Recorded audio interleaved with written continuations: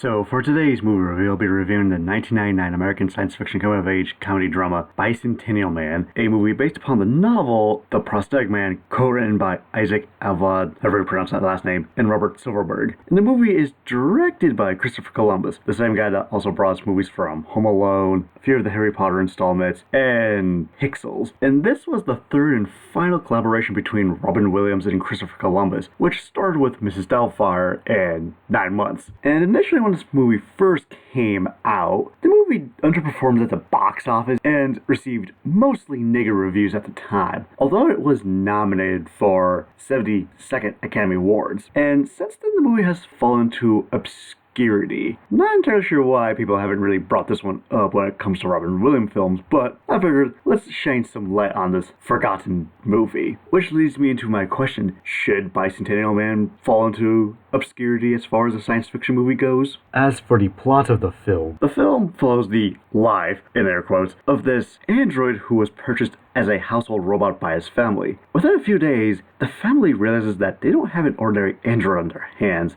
as the android begins to experience emotions and create a thought. And as the story progresses, the android himself essentially learns what it essentially means to be human and tries to become one in the process, while trying to stop those who created him from destroying him. In terms of what I liked about the movie, the practical effects for the android are pretty good because it's a man's suit creation, and the lighting effects for when the robot is charging, I thought were pretty cool as well, since they use actual lighting, not CGI. Also, when it comes to the CGI, I like the fact that the movie doesn't overuse CGI. It's just kind of in the background. It only is used to support the movie, not be front and center. Also, I kind of like the way the movie begins in terms of the quote-unquote distant future trope, because when you do look at it, it doesn't look like your stereotypical high-tech distant future. It looks like present-day future, or present-day as in like today's society, which I thought was rather refreshing. Great, we do go into the territory of high-tech future, but that's not till way later in the movie. Also, this is a very different kind of role for Robin Williams, at least when I think of Robin Williams, because almost everybody remembers him for being a comedian, because, well, he's a fucking comedian.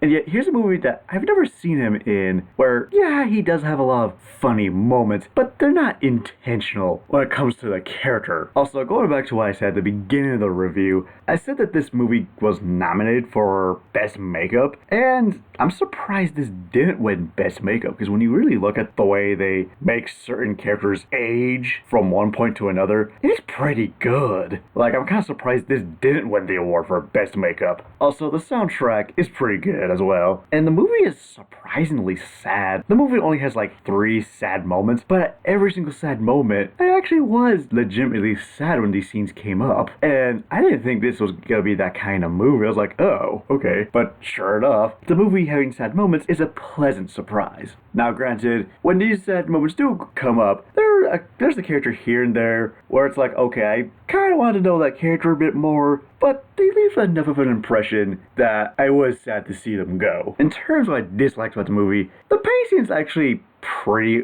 good for the most part, but in terms of the way they end certain scenes, it feels like some scenes end prematurely or aren't focused on long enough. Like, there's a scene where you see Robin Williams' character talking with this other character. It's like, oh, they're about to have this really important conversation. Yet it cuts to another scene. I'm like, I wanted to see where that was going. Now granted, I get that the movie is trying to cover 200 years within a 2.5-hour span, but even then it feels like there's some details that could have been taken out while other details they could have elaborated on. Also, halfway through the movie, we get introduced to a female robot called Galatea, and my god, she has to be the most annoying character in the entire movie. Robin Williams' character actually has the best response to her character because most of the time he gets really annoyed by her and or tries to pick up a screwdriver and dismantle her. It's actually kind of funny that way. But yeah, the fembot is really annoying. Also, when it comes to the CGI, even though it's not used very much, when you do look at it, it hasn't aged very well. Also, when it comes to characters, we don't learn exactly what happens to every single character. Like, oh, we don't learn what happens to the mother, the other sister, or the inventor. I mean, we can presume that they're gone, but we're never explicitly told this. And there's a sequence where it's revolved around a wedding for the granddaughter of this one particular character, and it is never mentioned nor brought up again. Like, it's suddenly just dropped. Actually, now that I think about it, there's several sequences that are like that, where it's like, oh, it's brought up, but it's never mentioned again. Hell, even the characters that want to essentially destroy the main character, they really don't add much to the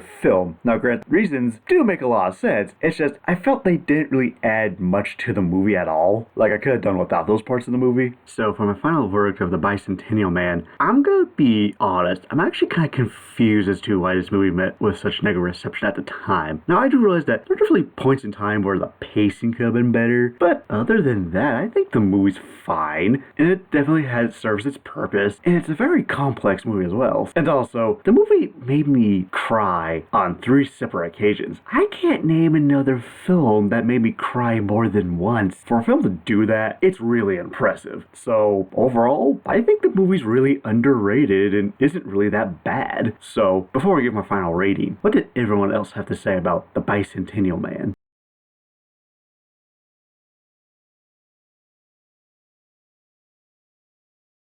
Okay, so it looks like the ratings are all over the place with, yeah, there are some that are very negative, but then there are some that are either average or positive. And so for my final rating of The Bicentennial Man, I give it a 4 out of 5. So, what's a movie that made you cry more than once? And see you later.